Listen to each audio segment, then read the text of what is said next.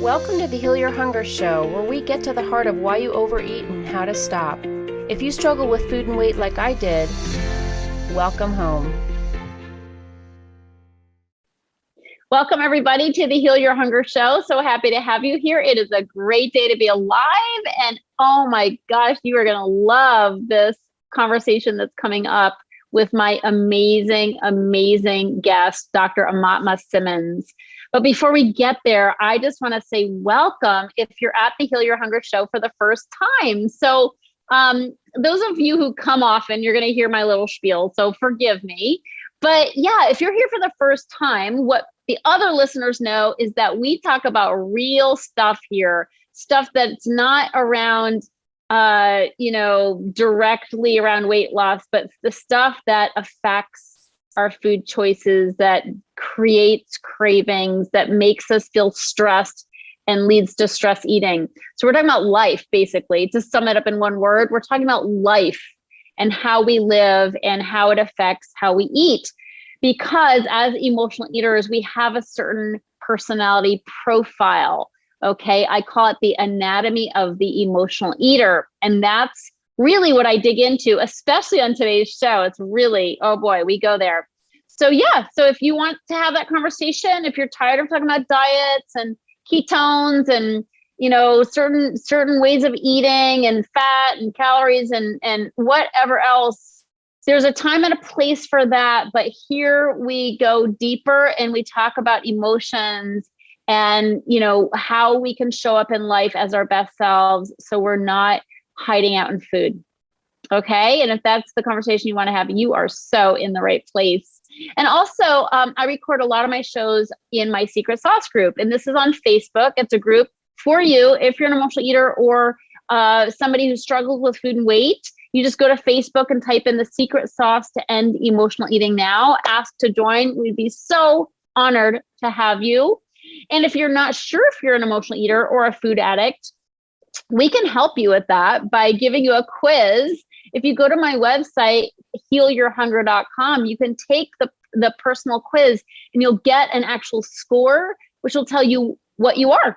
Okay. In this realm, at least, whether you're an emotional eater or a food addict or somewhere in between. So take the quiz, it takes 2 minutes. Okay. Take the quiz, find out where you are on the emotional eating spectrum. Because I think we're all a little bit there. But how far are you up that spectrum, that scale, if you will, which is informed by two things: the level of control that you have, and then a number of consequences you kind of amass on your journey of struggling with food and weight. So yeah, we'll tell you your personalized score and then action steps you can take. So definitely take time to do that.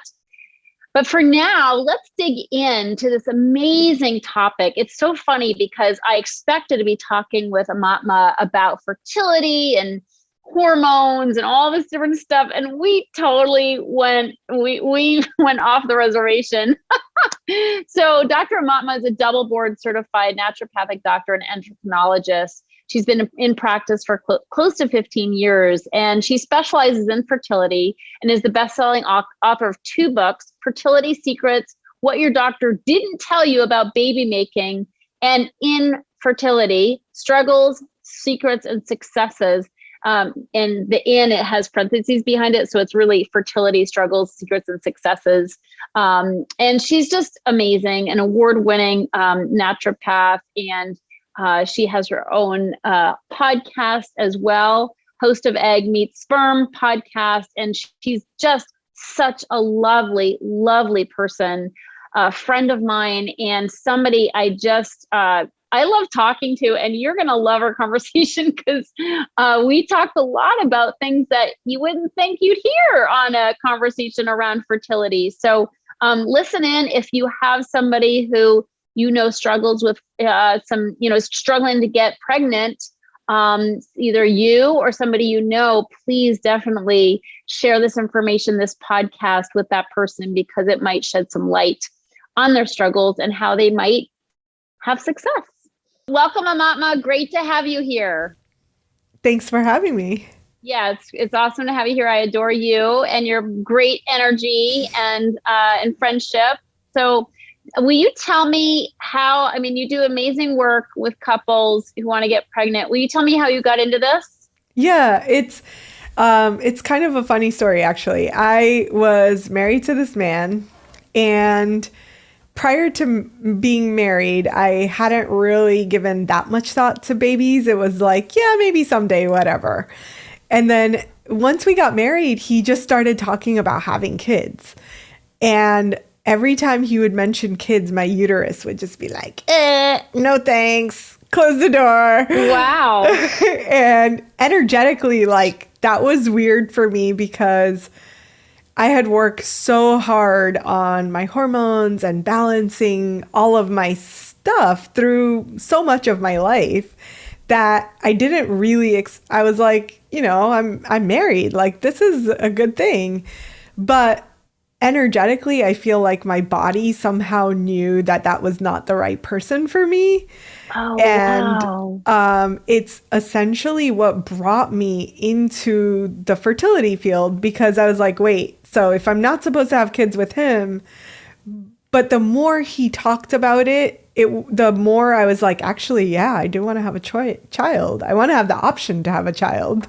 But if I'm married to this person and my uterus is like, no thanks, then what the heck is going on with my fertility? Because it's not going to be there for much longer. Wow. So what I had learned in medical school was at 35, our fertility drops off of a cliff and that'll be the end. So I kind of went down this rabbit hole of to be all like super exposed. I had started getting hints that I was not with the right person even before he started talking about kids. So there was a part of me that was like, I'm not sure we should be getting married. I'm not sure we should stay married. So I was already like questioning all of that. Which I think that's probably more, it happens more often than we'd like to believe. But yeah, we get clues, right? And then we ignore the clues. Yeah.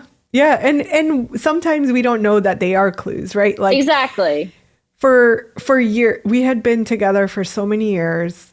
And when, like, for the year before our wedding, so the entire time that we were engaged, I had questioned, like, am I with the right person? And there were just so many signs that were like, something's not quite right. But I didn't know to look for it. I didn't know to listen to that. Well, and I talked to and some when you're of young too, when you're young, it's hard. It's like, It's we so don't get hard. trained in that, right? No, no, definitely not. And I talked to some of my married friends and they were like, oh, you just have like the cold feet. And I was like, I don't know. Like, are you guys sure that this is it? And it, like, on some level, it was just me settling. And my intuition and my spirit knows better than to settle. Like, that has just never been our life. So that wasn't going to keep me for too long. Wow. So, this is a really important, I know we even gotten to the fertility part, but this is a great message for emotional eaters, because emotional eaters do this way too often. Like, we doubt our intuition and we're like, oh no, it's fine. And then of course it's not. And like, our intuition is just so important. And especially for women, I feel like we train ourselves to disregard it. Yes. And yet our intuition is so strong. Yeah. Like, if we actually practice that muscle, like we are working out, we would be like amazing, super rock stars, right? Amen, sister. Amen. Yep. Yeah. So, that's so good to hear, because like I can get sometimes woo with that stuff and people are like, intuition, what? Oh no, you're talking to the right person. I'm in the right place. Oh no, it's like, and I teach that to my clients. It's like, that intuition, I mean, that is like, it is rock solid. Like, it can be depended on 100%. It's just, we have to learn to depend on it, because it seems like, oh, it might be right, it might not be right. But when we kind of get used to tuning in and listening, and there's things obviously like meditation and prayer and things that can help us do that. but boy, it is there to guide us and shield us, and and to just really hold our hand and take us to our best life. Yep, absolutely. Absolutely. I love that. So, yeah, so I had started like, am I staying married to this person? What's happening with my fertility? Is it going to drop off a cliff? So I went down like a 9-month research rabbit hole. It's literally all I did was like eat, sleep, and breathe fertility, and like, what is going on? Do I need to end this marriage so that I can go find someone that I do want to have a child with? Wow. Or do I just like let it be?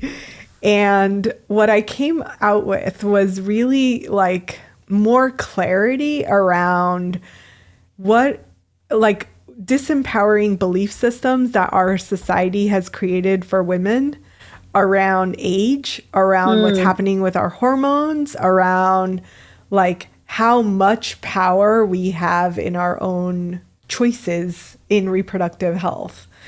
Cool. And I really like kind of fell into fertility because of all of that. So fertility was not really the calling. And now, of course, like I love children and I love babies, but oh my God, like if you ask me at 18 or even 15, like, what do you think about helping people have babies? I'd be like, oh God, no.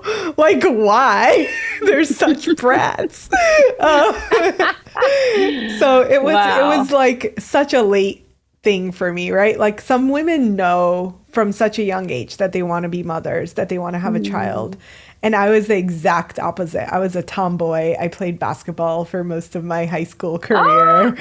And I didn't want anything to do with children. And here we are. Okay, total. So, all right. So this is kind of a cliffhanger. I want to know, I want more. So yeah, you want to know what happened. So after going through my rabbit hole for 9 months, I decided one thing was super clear. I was not with the right person. So regardless of whether I was going to have a child or not, that needed to end. So I ended that relationship. And 3 weeks later, I met the love of my life. And we have a child together. Oh, it's so beautiful. Yep. Wow. And there's just another proof positive. Listen to your intuition. Yes. Amen to that. Listen, and then trust. Listen and trust. Yeah, absolutely. I totally agree with that. And he's amazing. Within 3 weeks of us meeting, he was like, you're the person. We need to get married. I'm really super clear on that. Oh my God, that's so sweet. And he will never, he has really strong intuition too, but he doesn't call it intuition. He's like, I just know. It's like That's what it is. It's a knowing. Yeah. I love it. But we waited for many years before having a child, and waited till it was the right time for us. I prepared my body for a year before even saying, okay, let's try to have a child. That trying didn't last very long because we got pregnant right away. Wow. But yeah, we We're ready. Yeah, I felt like I do everything that I suggest my clients to do. And one of those things is really preparing our bodies for carrying a child and receiving that child and nurturing that child even before they're conceived. Amen for that. Do you think, I'm just curious, how often do you think people's fertility issues has something to do with not being paired correctly or not being with the right person? I don't know for sure, but of course, it's hard to say. I feel like sometimes they're paired with the right person, but they have a lot of stuff to work through. Yes. I remember this is so long ago. I think this child is now 6 or so, But I remember working with a couple that when they, in their first appointment, the husband just like completely went off the handle. He's like, I've been waiting to have kids. I would already have 4 kids by now. And the woman was like, I'm not even sure I'm ready for one. Especially after this conversation. Right. We never talked about this. What the heck? Like all this resentment and anger and frustration. And they were literally like on the verge of breaking up. And I was like, okay, you guys, like, this is not what I do. I'm not the therapist here. But you're going to need to sort this out if we're going to keep doing our fertility program. So we went through, like, I literally, like, luckily it was a Saturday, which I don't do any Saturday appointments anymore. I have a kid. But it was a Saturday appointment. It turned in from like a 2-hour visit to a 7-hour visit. We just sat there. I was like, I'm going to just hold space for you guys to work through all of this. Wow. So you did do a little therapy work with them. Like, I don't call it therapy. I was like, oh my God, I'm so in over my head. But they worked it all out. And like, obviously they continued. They had a lot of healing work to do, but they got to the point where they could at least come to the table with like, okay, I'm ready to like heal this crap. Mm-hmm. I understand that I'm carrying it all. I understand that it's my stuff. And I'm willing to like step into healing. And that was it. I was like, that's all we can do. Like, that's it. I'm done. 7 hours is as long as I could do. And they ended up like really doing their work and healing. And I think it was like 6 or 7 months later, they got pregnant. They have a child. Wow. Yeah. But that does bring up a good point, though, because I'm sure in you mentioned preparation. Part of the preparation probably is interpersonal as well. Yeah. Getting on the same page. Absolutely. Yeah. And then like some couples have one couple went through this process and they were like 4 or 5 months into the process. And one of the things that I suggest couples to do is like to create a collective vision board. And they created a collective vision board only to find that neither one of them wanted to put a child on that board. Wow. And they both looked at each other and they were like, we've been on this infertility journey for 10 years. 10 years. They have been putting their life on pause, only committed to fertility, been through every roller coaster that fertility journey brings, only to realize we don't actually want this. Wow. And they came back and they were like, thank you so much. This was the most powerful thing that we have done because you just freed us up to like move on with our lives. Yeah. And like that technically doesn't count as success, but that's a huge success for me in my book because like, hallelujah for people figuring out what it is that they need, where they are today, and stopping to ask those questions because we're often assuming that our partner is on board, or we're assuming like, yeah, of course they still want to have a child. So what? We've been at this for 10 years, but only to realize like, hey, like this is not important for us anymore. We want to enjoy our life.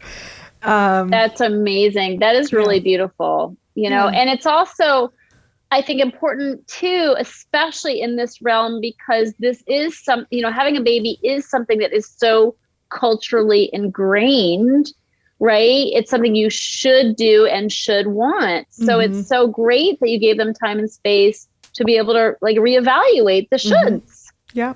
Yeah. And it's okay to say no. Like, I feel like you just said, there's just such a, like you got married, now when you're going to have children. And someone literally asked at a dinner table, some dinner party I was at, oh, congratulations, you're married. When's the baby coming? And I turned to that person and I was like, can you not ever ask that question again? Because that's complete BS. Yes. And like, mind your business. Yes. Who are you to I like love that you ask? said that. And they're like, yeah, that's so intrusive. And yeah, and it's just making some big assumptions. yeah. And the couple was like, thank you so much. We're having fertility issues. Thank you so much for like covering our asses. Yeah. But I think it's like culturally, we haven't really made this shift and we don't understand that we're so ingrained with this idea that, oh, as soon as you're ready, you're going to get pregnant. And as soon as you like have unprotected non-birth control sex, you're going to get pregnant. And that's not the case. That's not reality. Yeah. So when people are asking those questions, they're somewhat innocent because they don't know. They don't know that, oh, there are actually people struggling with this. And it's not okay for me to just put their business on blast in a dinner party because maybe they don't want to talk about it. Maybe they're not ready to have a conversation about, yeah, we're really struggling with this. And then someone asked that kind of question, or like, I was just talking to one of my clients who she's like, someone just was the nicest, sweetest person. I had this amazing conversation with them. And then they had the nerve to be like, the clock is ticking. And she had a panic attack for 3 days from someone saying the clock is ticking. Oh, the pressure. It's terrible. It's terrible. It's so bad. Yeah, so let's talk about fertility and infertility, because obviously people come to you when they're having fertility issues and they've probably been through the ringer, right? Yeah. Yeah. A lot of them have.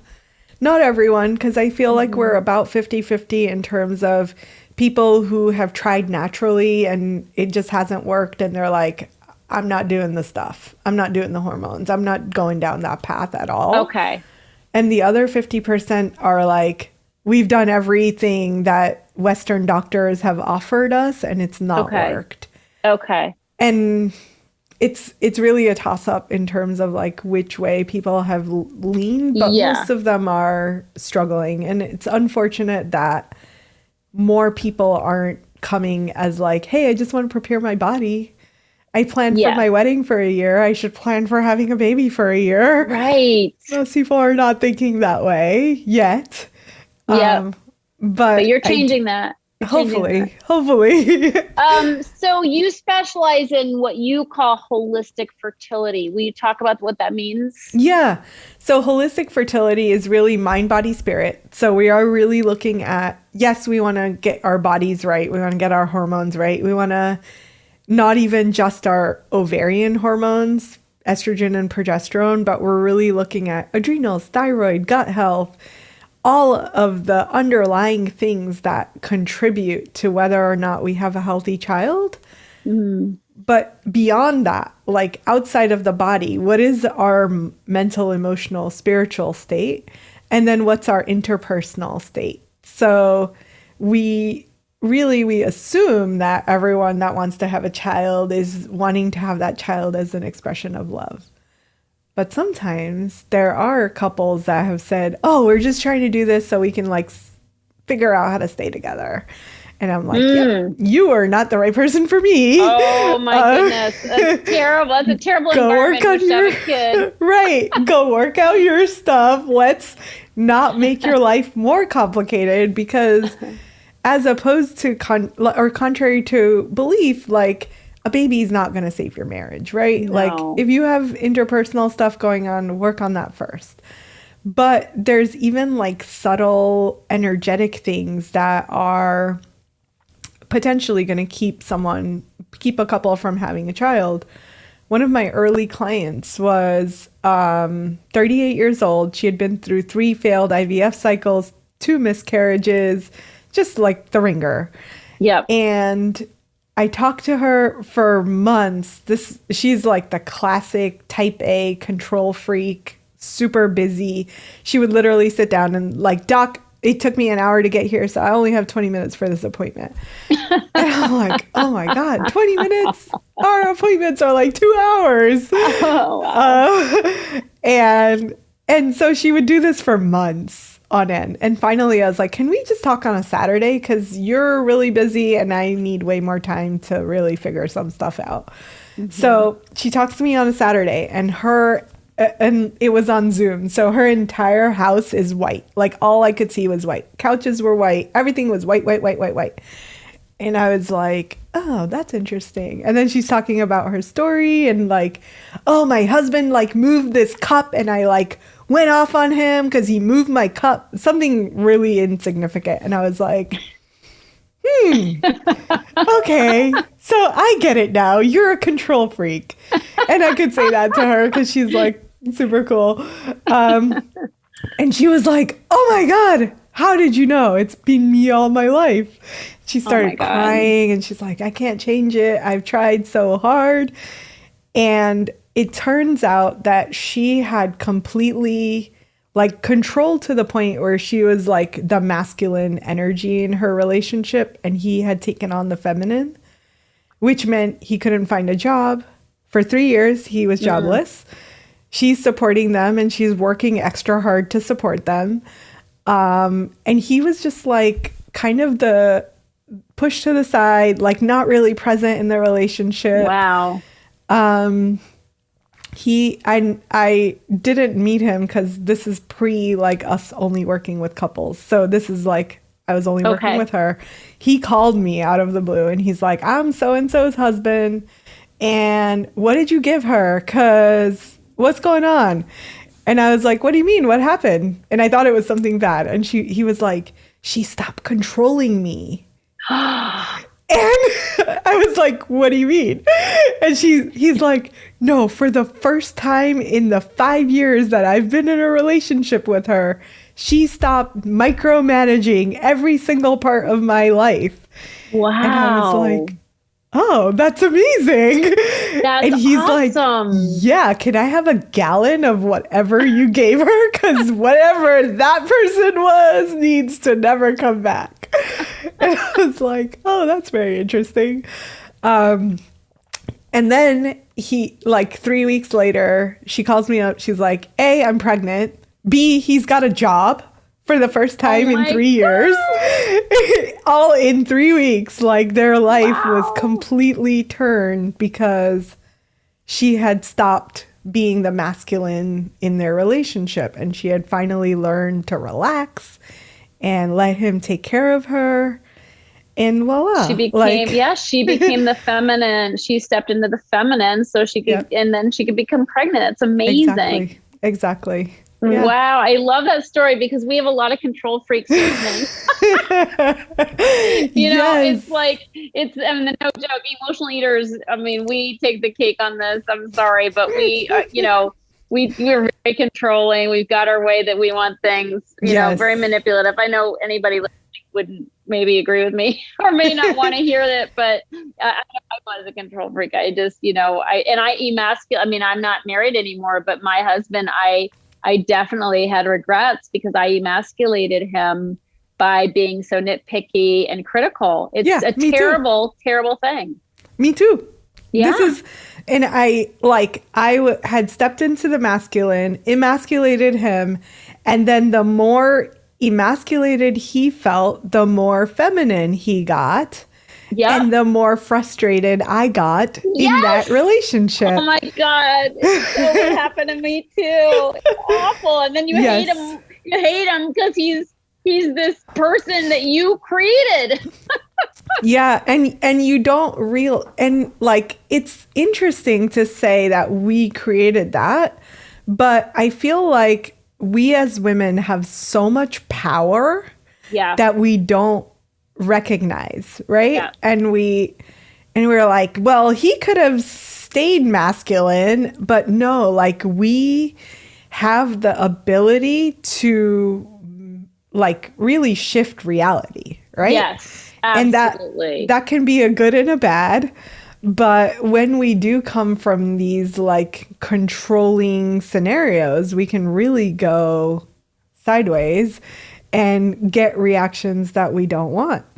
Oh my God. I love this conversation because that is so right on. And it's painful to look at, to think that you actually played a part in that, whatever trait you're sort of in the, judging, to own what part I played in creating that, I think is really powerful, because then you could obviously create something different, but you can't until you admit that you created it, And it's that taking responsibility so that you can create something different. Yeah. And we're already there, so might as well. So that relationship was the ex-husband that I was having all the issues with.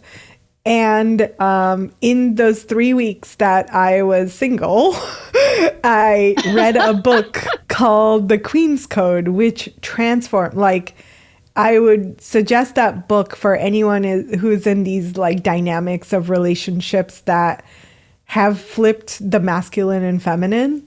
I thought it was amazing because I had already come to those realizations. I was like, I'm super masculine. I don't know what's happening. But having the book reflect everything that I had experienced. Yes. And to be like, yeah, actually I did create all of this bull.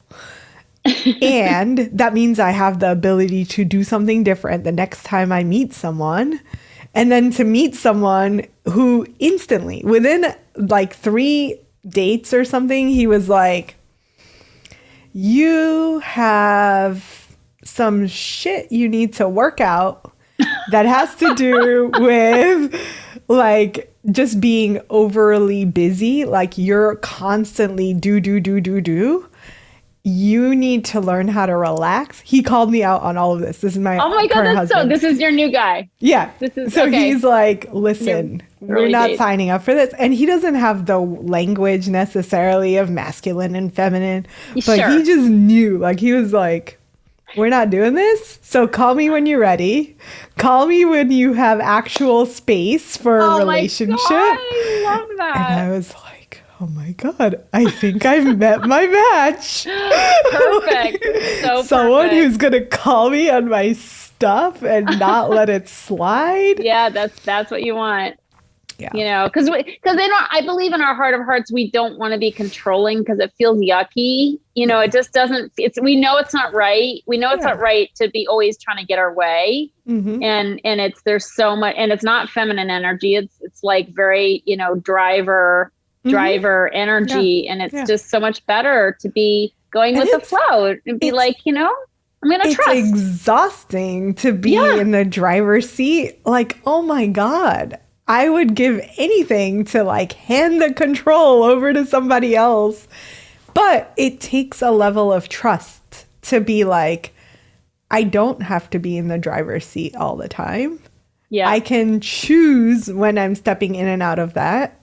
Yeah. And I can really allow the man to be the masculine, or if it's a same-sex relationship, whoever is in the masculine role, to take on the masculine energy, and be in my feminine.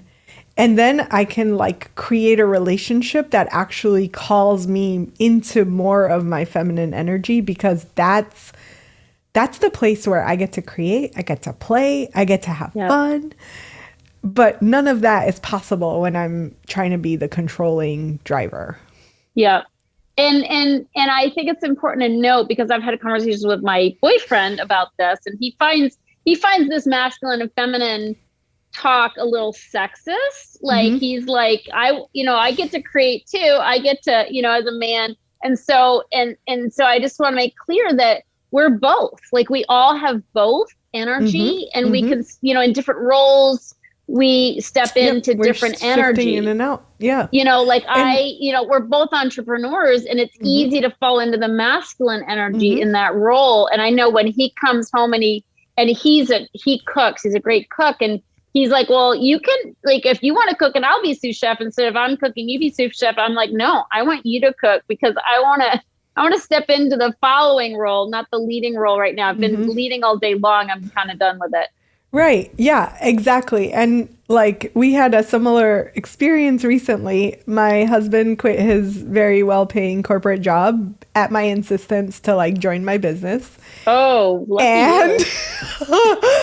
oh my God, that was a great experiment that is now over. Oh, it is. Because it literally like required him to let me be in the driver's seat, which he doesn't do very well. He's like uber masculine dude who like gets affected by needing to be in a more like following role. Yeah. And it just didn't go well. Didn't work? It didn't go well.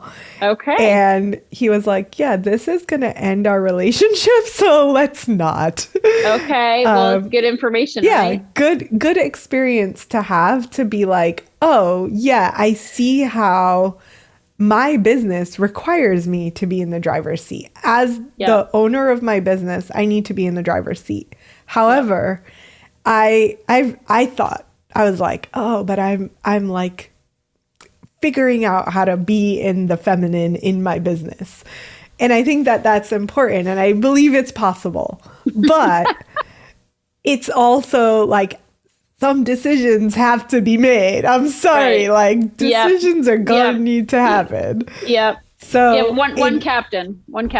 Yeah, and like you can't, like, if you're bringing someone into your business that has the masculine energy, it's going to be kind of hard for them to be like, oh yeah, I'm just going to like follow your direction, follow your lead, especially when it's your partner. Yeah. Right? No, I It's get like it. other people, you could do it, but Amen. No, it's easier to just be in charge. Yes. Yeah. And have everybody else just know that and have no qualms about it. So Right. Well, this has been an amazing, I know you've got a lot going on, so I want to let you go, but this has been a totally unexpected path that we've been down during this conversation, which I love, and I love about you, Aumatma. So thank you so much. And I mean, you are an expert at helping people with fertility. Can you just mention how people can get a hold of you? Yeah.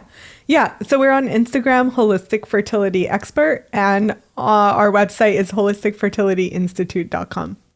Love it so much. Well, thank you for the beautiful work that you do and the beautiful person you are. Thank you for having me. Oh, it's been great. And I have one more question for you. Yeah. This being the Heal Your Hunger show, what is your deepest hunger? Ooh. I think it is to have healthier family units that help to create healthier children that are coming into this world. Beautiful. Amen to that. Aw, thanks so much. Great to see you. Thank you so much for being here and spending your time with us. Yeah. Love you. Love you too. If you enjoyed this podcast and want to get free support, insider health info, exclusive invites to events, and more, visit healyourhunger.com.